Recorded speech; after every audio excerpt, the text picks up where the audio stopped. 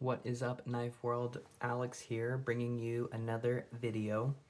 This is one that I've been wanting to do for a little while. I'm going to talk about the Lee Williams Kickstop and the GTC SLT. I am not the first person who's done this video, and this is not really which one is better than the other, because as we'll get into it, I think it's more about preference than it is about one is better than the other. But this is the first time that I've had both the Kickstop and the SLT at the same time in my hands. I've owned a Kickstop and an SLT at the same time, but potentially I've sent out the GTC to get somebody else's opinion, or they want to do a video, or I've sent out my Lee Williams because somebody else wants to see it, or they want to do a video.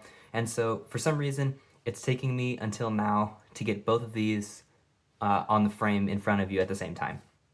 That being said, we'll just talk about the models really quick and then we'll kind of get into them. I've done videos on both of these knives already, so if you really want more specifics on one or the other, you can certainly go find those in my channel. But let's talk about this one first. This is the Lee Williams Trident model. It has the Generation 6 Kickstop flipper tab. Basically, at a high level, the Kickstop is a flipper tab that has a normal flipper tab when it's open, or sorry, when the blade is closed, and it is no flipper tab when the blade is open. So this tends to give the knife a sleek look. The reason that I think makers tend to do these systems is because they don't like the look of the flipper tab when the knife is open. And that's not the case for all knives, or all makers. But my understanding is that's one reason that Stan Wilson decided to do this bolster flipper design. It's because he didn't like the way the flipper tab looked. So he invented a knife that had no flipper tab, which is why the bolster acts as the flipper. I'm not really comparing the Stan Wilson to these because the Stan Wilson is significantly higher priced and I think is kind of a different knife than these two. These two I think are a little bit more of competitors to each other. Not that Lee Williams and Gus are competing necessarily, but I just think that these two play a little bit more in the same class compared to the NFF. If you want to see a video on that compared to these, I guess I can do that too, but just let me know in the comments. But so basically, back to the Lee Williams, the Kickstop, it basically, the flipper tab opens the blade, it's against the detent, and then the flipper tab goes into its home position, and it stops there, and the blade's momentum from the detent continues going all the way up until the flipper tab and the blade tang meet and the flipper tab acts as the blade stop. Like I said, this is his Gen 6. Lee has a bunch of variations. I've held a couple of them. I've had a Donk and a Kickstop Adventurer. I've also handled Iceman, collaborations, various other Lee Williams knives. They're all really excellent, and they generally work the same way, regardless of the small differences between the Kickstops. I haven't held every Kickstop. I don't know for sure that all Kickstops work the exact same, but as far as I know, that's the gist of it. This is a GTC Reduced airborne. It operates on a similar hidden flipper tab mechanism. And so this one, the flipper tab is just barely peeking out there on the frame, which keeps its nice, clean, classy look all the way through, especially on the Reduced airborne, where it's a pretty angular knife. Having a flipper tab sticking out of this knife just wouldn't look quite right. So Gus came up with this. It is basically what happens is the flipper tab has some movement and it's pulls itself back in by a spring, hence the spring-loaded tab. And what happens is when you pull the flipper tab out, it also kind of like locks into its home position, and then it basically just acts as a flipper tab, as a normal flipper tab. It presses against the blade, and it kicks the knife open. And as you can see on this one, the same idea comes through. It's that the flipper tab is hidden in the knife. You don't see it. You do see it on the bottom, but not in this view, which is a similar idea on the Lee Williams, right? You don't see the flipper tab hiding on the bottom. So the difference is that on this knife, the spring-loaded tab does travel with the blade, right? So the spring-loaded tab and the blade move together, whereas in the Lee Williams, it didn't do that. And as you can see, the flipper tab, sorry, I'm trying to dig out the flipper tab. You can still see the spring actuation and how it works. Now, Gus had to come up with a unique locking mechanism because the blade tang and the lock bar still interact, and they have to interact under the SLT. Whereas in Lee's knife, you can see that this looks like a little bit more of a normal lock bar, where the lock bar just interacts directly with the bottom of the blade tang. So Gus had to do some unique machining in order to put the indexing point for where a person would unlock the knife and still get the lock bar to interact with the blade in an appropriate spot so that he could do this. So it's a great system. Both of these are great systems. They're really cool. They're pretty easy to use. I would say like one thing the Lee Williams has that the GTC doesn't is that the flipper mechanism is maybe a touch more intuitive. And I only say that because you can hand this to anybody who's handled knives and they'll figure out that you got to push the flipper tab to get the blade out. Whereas the GTC, if you're looking at somebody who hasn't handled a GTC before, this might confuse them. They're not sure if they need to pull it up, or why doesn't the blade flip open when I do that, or do I just pull back on it, or like how do you make that work? I mean, once you explain it to them in half a second, they'll get it, especially if they're a knife person. But maybe that's certainly a difference. Action-wise, oh man, I've held a bunch of Lee Williams, a dozen or so. I've owned several. All the Lee Williams I've held are top-notch. The actions are great. The bearings are awesome. The blade tends to be a little more drop-sheddy, which is how I prefer my knives, but not how everybody prefers their knives. As far as the GTC goes, I'd say it's also pretty drop-sheddy, which not a huge difference between the Lee Williams and GTC.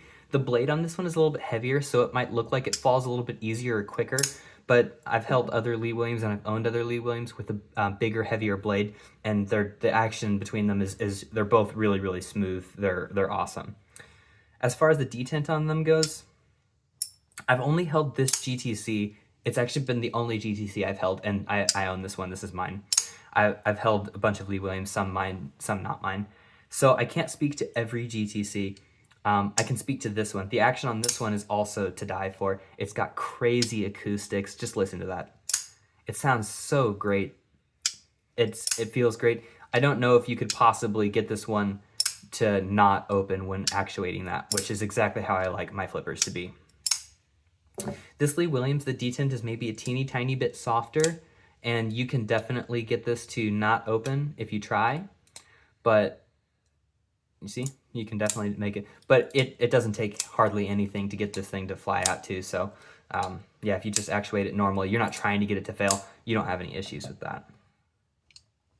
So I don't think this is a which one is better conversation, because both of these are excellent and I'm happy with both of them, and I intend on keeping an SLT and a Kickstop in my collection forever to some degree, because I think that both of these mechanisms represent flippers and custom knives and innovation in the industry super, super well, and that's just part of the excitement that I get from being in the custom knife industry. So I certainly intend on having both of these. So I am going to give you like maybe which one I prefer, but it's not because I intend on getting rid of them or I don't like one of them. It's just because there are some things I like about one of them that mean more to me than the other one. And that doesn't mean that I don't like the other one. It's just that the things that call to me and the things that are important to me are seen more in one over the other. So I'll stop beating around the bush. I prefer the Kickstop a teeny tiny bit more, only because to me the flipper tab is intuitive and it feels a little bit more normal. That being said, it also has slightly less mechanical complication because the GTC SLT has a spring in there, and springs experience fatigue as you cycle them, which means that eventually that spring will need to be replaced. And this is not a Spyderco or Benchmade. It's probably going to be a little harder to get a new component for the GTC, a custom pocket knife, compared to other knives. Partly because Gus is out of Brazil, So the shipping logistics are maybe a little bit more complicated than makers that are in the United States. I'm located in the United States as well, so that's easier for me, but maybe not the case for everybody. That being said, the Lee Williams, like I had already shown you, no spring. It still has mechanical movement, which is certainly a wear item, but to me this is maybe slightly less likely to fail due to a component failing. And I have had knives with springs that have failed on me. So not the GTC. The GTC, since I've owned it, has been phenomenal. Now, I just got this built pretty recently. So at 2024, if you can't see that.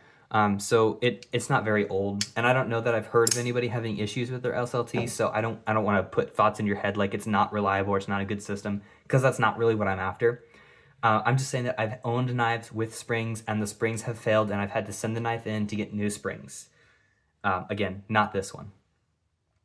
So I can't eliminate that as a potential difference or preferred one or the other.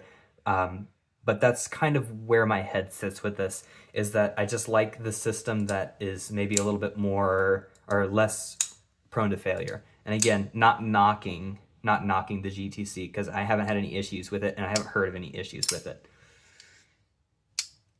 You know, for all I know, a detent ball falls out of the Lee Williams first, and that ends up really not being the case. You know, I don't know. That's what I'm trying to say. But other than that, I don't think you can go wrong with either of these knives. I think both of these knife makers also have production variants. I know GTC has gone through Zero Tolerance, which is an American company. I think they're owned by Kershaw, as well as We Knives, which I don't know where they're based out of, maybe somewhere in Asia. And Lee Williams has also done collaborations or licensed his Kickstop design into various production companies. I think Riot, he's licensed or done partnerships with Chavez Knives. So you can get both of these knives in different variants where you could get into the design for a lot less money. Now, Gus has licensed his airborne design and maybe another design or two full up. He just licensed his design to those companies. Lee recently did that. I don't know what the model is called or who he was producing it with, but usually he was just licensing his Kickstop and not his whole design. But he recently did a collaboration where he licensed a full Lee Williams design knife. So you can find these at different price points. I haven't handled any production knife with Lee Williams Kickstop, and I have not handled any Zero Tolerance or WE or WE knives. I'm not sure what the correct pronunciation on that is. I haven't handled either of the productions, so I can't speak to either of those in terms of action or quality or failures or anything like that. I can only speak to the customs. And customs is more of my game, so I'm not really interested in getting into productions.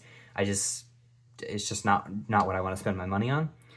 But yeah, if you like these designs, you could probably find videos comparing a production Kickstop to a production GTC, and maybe you could get more information about specifics related to the production variants. But both of these knives are top notch. These knives are everything that I want out of a custom knife. They're innovative. The action is to die for. They have cool styling. Like the knives, they feel like they have a soul. Like they were put together exactly the way they were intended to be. And I appreciate that a lot. So I'm not really comparing the knives too much, so I'm not going to get like into size comparisons or anything. I just want to talk about the mechanisms a little bit, but I'll give you a quick walk around the knife so you can enjoy them. You can enjoy some of that phenomenal milling work, the inlay work, carbon fiber, orange D10. I still love this configuration. Gus does all kinds of crazy like sole authorship material and stuff, and those are to die for, and I'd like to get one of those eventually, but I've been really into like this more like simple inlays, you know, simple pops of color like this. I just dig this. I love this knife. And this was maybe the second knife I've been on the books for and gotten from a maker, so that's kind of a cool thing. Again, this has been a recent acquisition. If you've seen my other videos recently, nice carbon fiber, love carbon fiber, standoffs, bolster lock. Bolster locks are cool. I don't know if Gus can do these in anything other than this, like, what is this, like a sub frame lock or anything? Like, I don't know exactly what this is called, but as you can see, he kind of cuts it out and he leaves some material up here. So you can't really press on the lock bar when you're opening this, because you'd have to get your fingers like perfectly on it as you tried to do that. I don't know, I just don't notice that being the case. Bolster lock, I also don't really notice that being the case. Even if my fingers do land on it, I don't think that applies a lot of weight to the detent, as opposed to maybe like the Jeremy Marsh Rockstar, where it's got a frame lock and it's not super hard to apply weight onto that and increase the detent. Don't really notice that with either of these. I know that Lee does liner locks, and probably, I think he does frame locks. He definitely does frame locks. So you can get different configurations if you're into that. Like I said, I only know of this kind of like sub frame lock, excuse me, with the GTC. So I guess that's another difference between the mechanisms that kind of applies to different models. If you're really into liner locks only or something, goodness, excuse me, the Lee Williams might be for you. But if you really want this super polarizing style, Lee doesn't do anything quite like this. If you want something like this, you got to get it from GTC Knives. So there you go. I'm glad to have both of these in my collection. I'd love to continue acquiring GTC and Lee Williams, and I certainly intend on having some in the collection for the foreseeable future. So thank you, everybody.